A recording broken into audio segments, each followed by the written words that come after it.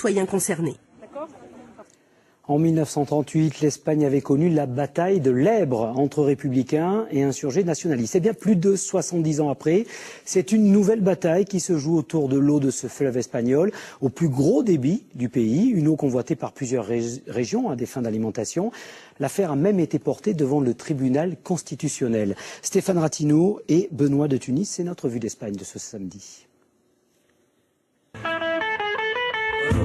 L'Èbre, un géant d'Espagne, 928 km, et si son débit est moins intense qu'autrefois, il reste puissant. Dans un pays où la question hydraulique est essentielle, le fleuve est objet de convoitise. Barcelone, Valence ou Castellón aimeraient bien récupérer une partie de l'eau. Depuis des années dans le delta, résonne le tocsin des combats. Au pays, ils en sont persuadés, moins d'eau dans le fleuve et c'est la mort du territoire. Un écosystème si fragile, 380 espèces d'oiseaux, 4000 riziculteurs, des ostréiculteurs, professions en colère. L'eau, c'est leur vie, l'investissement d'âme et d'argent sur plusieurs générations.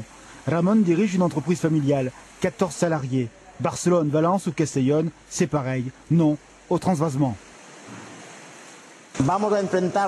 Nous allons nous affronter entre villages, entre personnes qui n'ont aucune responsabilité. C'est la faute du gouvernement. Le gouvernement devrait freiner et regarder la situation avec lucidité. Aucun transvasement. On ne peut pas faire passer l'eau d'un bassin à l'autre. Chaque bassin a sa richesse, c'est là qu'on doit en profiter. Chacun peut vivre là où il veut, mais si ceux de Castellón veulent l'eau, qu'ils viennent vivre ici. À Tortosa, quand on déclare sa flamme à l'Èbre, on commence toujours par un non. Non au transvasement. Depuis 10 ans, quand l'idée était d'alimenter à grand eau les urbaines cités de Barcelone et Valence. Les halles sont en face du fleuve. Ici, c'est un haut lieu de résistance. Le fameux bouche à oreille qui façonne les consciences. L'Èbre, plus qu'un fleuve. Une personne que l'on tutoie ici. Je pleurerais pour le fleuve. Enfant, nous avions l'habitude d'y aller goûter. On n'y mettait pas un doigt d'orteil dedans car le fleuve est dangereux. Mais l'Èbre, je l'aime et ceci, je le dis en catalan. L'eau, ni pour Castellón, ni pour Barcelone, pour aucun endroit. Le fleuve doit passer là où il est toujours passé. Les gens sont très sensibilisés à la problématique de l'eau ici. Pourquoi ? Parce que nous avons très peu de ressources économiques et l'eau est le bien le plus précieux que nous ayons. Nous devons défendre l'Èbre. Mobiliser, remobiliser. La mission de la plateforme de la défense de l'Èbre. Urgence. Le tribunal constitutionnel a demandé au gouvernement d'étudier le projet de Castellón, recevoir l'eau du fleuve. L'action citoyenne a fait capoter les grandes infrastructures il y a 7 ans. Cependant, des canaux sont en construction sur les affluents. Si nous ne parvenons pas à obtenir un plan d'ensemble sur le fleuve avant la fin de la construction des canaux, le gouvernement espagnol aura suffisamment d'arguments lors d'une année de sécheresse pour pouvoir effectuer des transvasements à Barcelone ou à Valence. Cela deviendrait un fait acquis. Il serait difficile de revenir en arrière.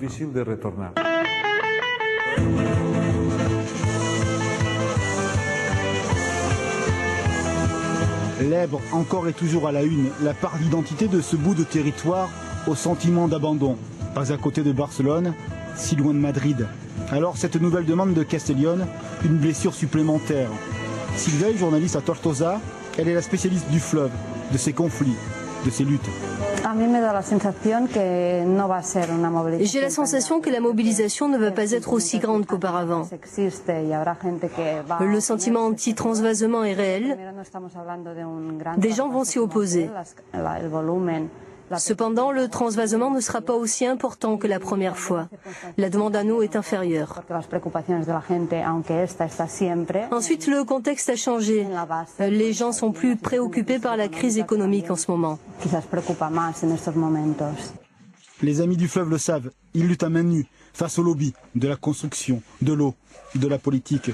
Leur capital, c'est le sentiment, cette fierté de l'Èbre, d'être d'ici comme l'on est d'un pays et auquel on reste fidèle, quel que soit le cours des choses. Je crois dans les gens, dans mon peuple, le peuple de l'Èbre, tous ceux qui vivent au bord du fleuve. Nous aimons tous notre delta et je ne pense pas vraiment que les personnes resteront chez elles. Ils disent non pour dire oui à leur fleuve. Conjugaison du sensible et de l'horizon.